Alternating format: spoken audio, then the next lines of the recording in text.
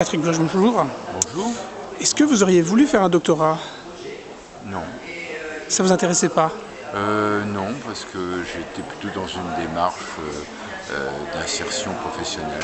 Rapide, vous voulez dire? Rapide, oui, mais il y a eu des circonstances historiques et politiques le 10 mai 81, donc qui a précipité mon entrée dans la vie professionnelle. Politique. Puisque j'ai commencé ma vie comme assistant parlementaire. Voilà. Et qu'est-ce que vous pensez du doctorat? Ah, je pense que celles et ceux qui entreprennent un doctorat le font avec quelque part, je dirais presque un choix de vie en fait, ou moins un choix de vie durant leurs années de formation. Et voilà, je suis très admiratif de cette capacité de consacrer du temps, de l'énergie. Il faut tenir un doctorat, c'est une épreuve personnelle.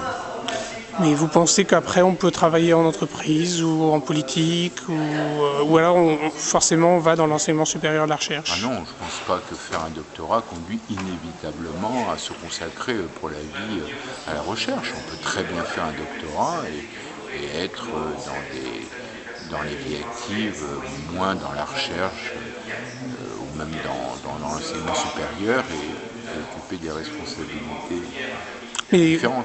Mais vous pensez pas que ce diplôme n'est pas très valorisé, enfin pas très connu dans la société, les ressources humaines ou même en politique, très peu de personnes. À la fois le doctorat, ça impressionne, voilà. Et puis d'un autre côté, parfois, à tort, les doctorants ont une mauvaise image d'étudiants qui veulent prolonger éternellement leurs études et qui, à travers la préparation d'un doctorat, quelque part, retardent une entrée inévitable dans la vie professionnelle. Voilà, c'est cette mauvaise image qu'il faut casser. Je ne sais pas si elle est spécifiquement française. Et en tout cas, quand en Allemagne, par exemple, on est docteur, on dit docteur et c'est un titre en tant que tel. En France, on dit docteur uniquement pour les médecins, pour les docteurs en médecine.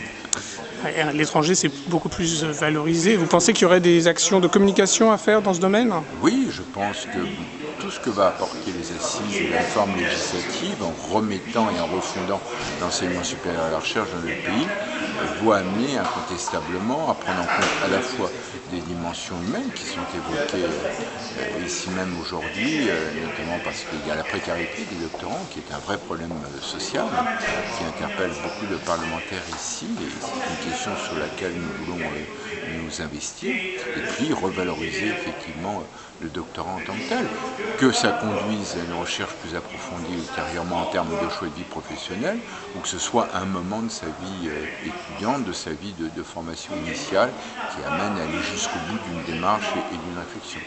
Mais vous pensez qu'il serait possible de négocier avec les grandes entreprises pour les grilles salariales, etc. Est-ce que ça vous paraît plausible? Je pense que ça fait partie effectivement d'un tout, puisqu'il y a à la fois la préparation d'un doctorat, des études assez longues, un investissement personnel, et le fait effectivement de trouver un débouché. Je pense que pour les entreprises, et notamment celles qui, pour leur croissance Innovation. dans le domaine de l'innovation et de la recherche, ont besoin de ces doctorants, et bien quelque part il pourrait y avoir effectivement et incontestablement des relations contractuelles qui se mettent en place très tôt et qui amènent à ce que des entreprises, quelque part, et ultérieurement, je dirais, un retour sur un investissement humain, voilà, de la même façon que quand l'État est amené à payer des études après la réussite d'un concours administratif et qu'en contrepartie, il y a le fait de rendre à l'État pendant une certaine durée la contrepartie de ce qui a été offert. Il y a aussi beaucoup de petites entreprises qui n'ont pas beaucoup de moyens. Est-ce qu'il serait possible de subventionner l'aide pour le recrutement ou du moins pour faire des expertises temporaires? En plus, l'innovation et la recherche passent très souvent par un maillage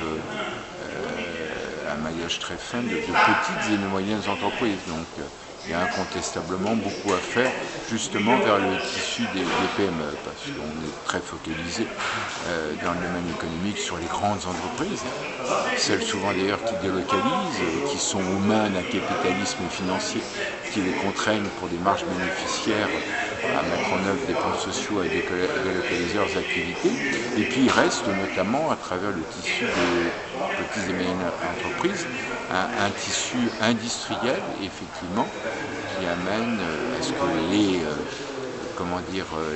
les enjeux financiers, les enjeux boursiers sont fort heureusement moins pressants. Merci. Merci.